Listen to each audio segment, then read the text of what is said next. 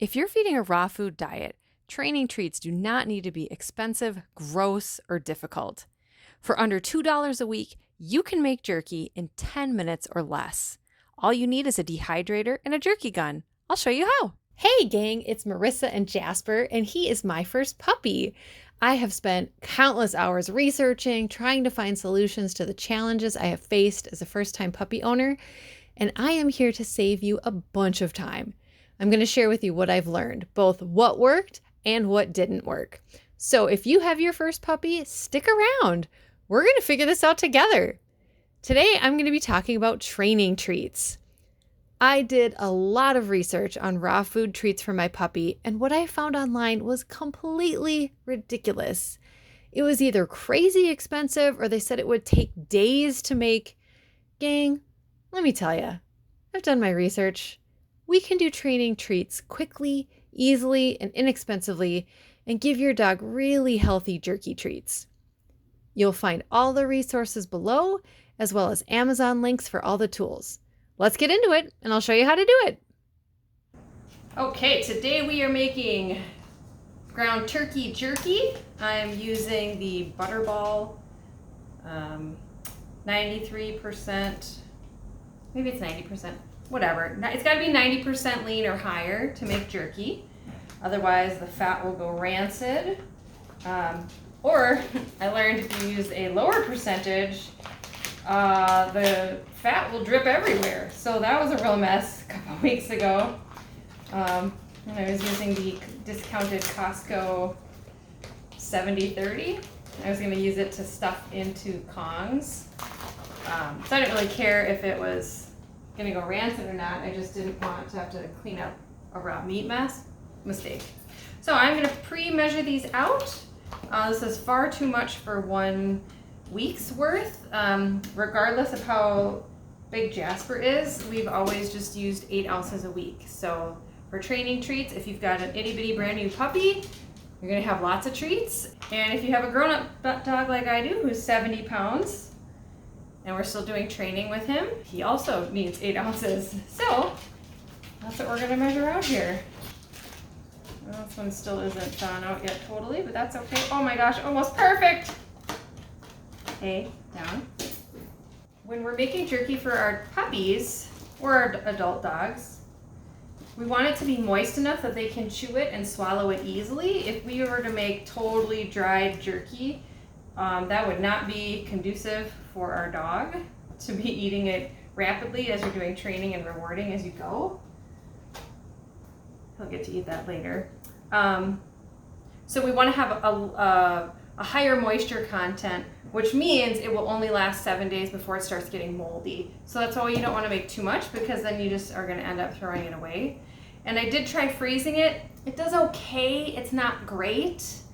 Taking it out of the freezer. So if you have to freeze your jerky, what I recommend is putting it stuffing it into a Kong after it's been frozen. That's a great use for it, but it's not super great for treats. But in an emergency and you haven't had time to make more, that backup will work. So I've got 2 different styles of jerky guns here. This is the first jerky gun. This one came with our Nesco dehydrator more than 15 years ago. So it does the job if you're only doing ground turkey. It's got a pretty small nozzle here and does great. Makes really skinny ones. It's just fine. They dehydrate really fast. But if you're gonna grind up any beef, like if you get steak on sale or roasts or whatever, and you wanna make jerky out of that, this little guy can't handle it.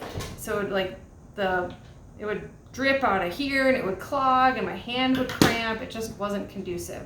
So I have purchased I don't even know how to say it.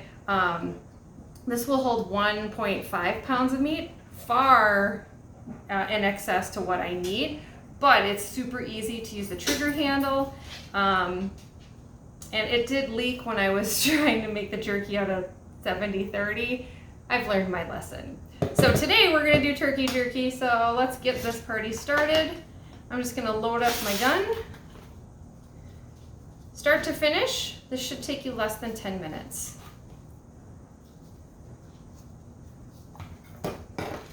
I didn't really like the plunger that came with this. That's okay. I just stuff it in with my hand, no big deal.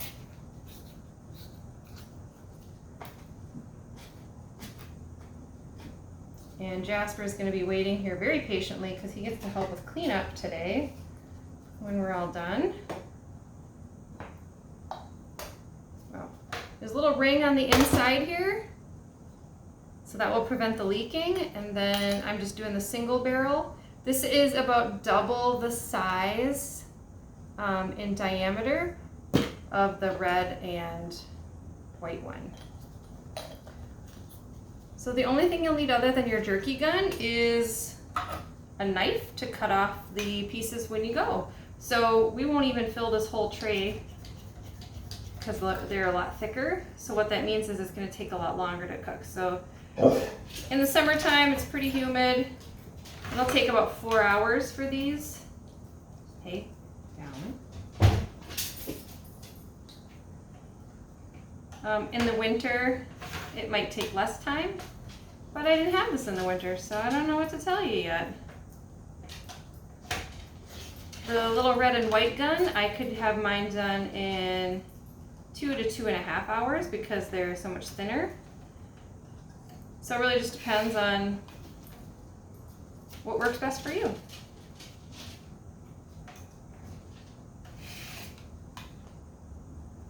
If you end up making a lot more jerky at one time because you have lots of dogs or you want to store it in the freezer, it will probably extend the amount of time that you need to put it in the dehydrator if you have multiple trays.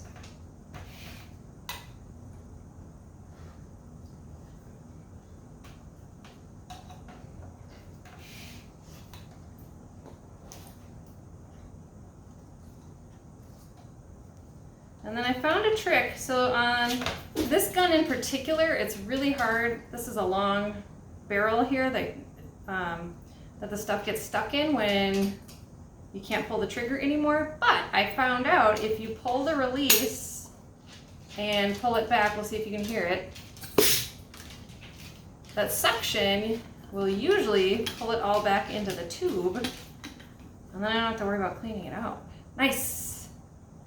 Of course, Jasper will get some of that in just a little bit.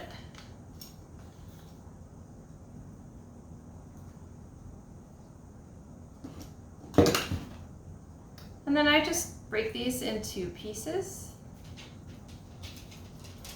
and roll them out kind of like what we came out of the gun.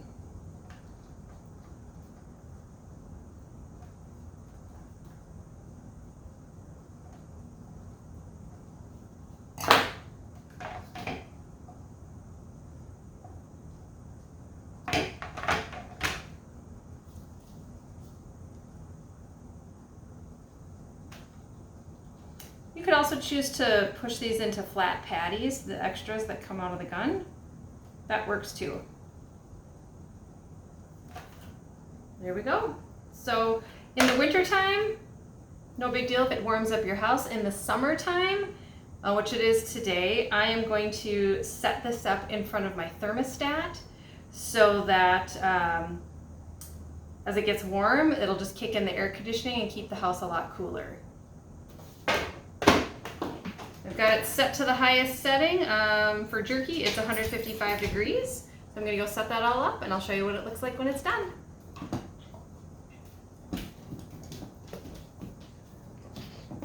All right, we're checking our jerky. The thinnest one, I have already broken this apart. You can hopefully see it okay here. We got nice sunshine shining right in on these. So there's no pink left in here.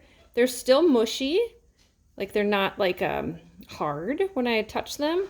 And they still feel a little bit moist, which is good. That means our dogs can chew them up as treats and not have it be like shoe leather. So that's good. And then I'm gonna take a look here. This is how we test. And this one is, almost all the pink is gone, so that's good. Feels a little moist, kind of squishy. That's pretty good. So what can happen if you find out that it's still a little more moist than you would like it to be, you can always put it back on the dehydrator either today or like in a couple of days. I've had to do that before where it was just not where I wanted it to be. So I dried it out a little bit further and then it was just right. So the thicker ones, I'm going to let go for another 30 minutes. I'll pull off these thin ones, and that's that. Our jerky is done. We got it to be just right. So no more pink, but not crunchy. So we're gonna quick take these off. Oh. AJ already checked all these, so he got them loose for me. Any of these pieces that are stuck in here, you can just poke them from underneath and pop them out. And yep, you get your little, you can help me clean up. Thank you, little one.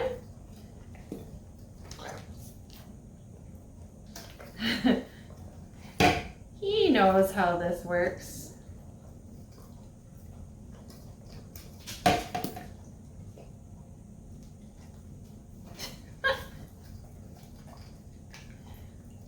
So a good rule is to not let your jerky sit on the tray as it cools down, because then it gets really, really hard to remove. So thankfully AJ already took care of that for me.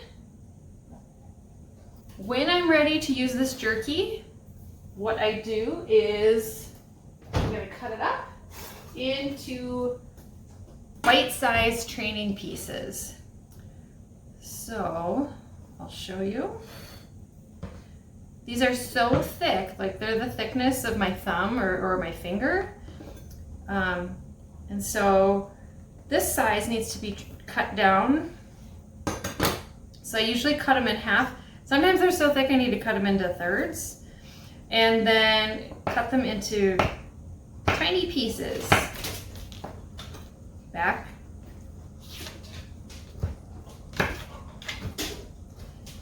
And usually I cut up 2 of them to use for, like, it usually lasts me like 2 days.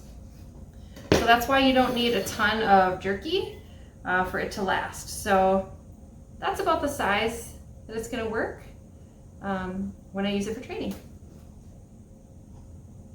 Yes, good boy. These will keep in the fridge for 7 days. So I always make sure to label the container so that I know when those 7 days are up, because I want to use them up before they go bad. You will notice white, fuzzy, starting to grow on them after about 7 or 8 days. And so you'll know it's time to make the new ones and get rid of those. That's it.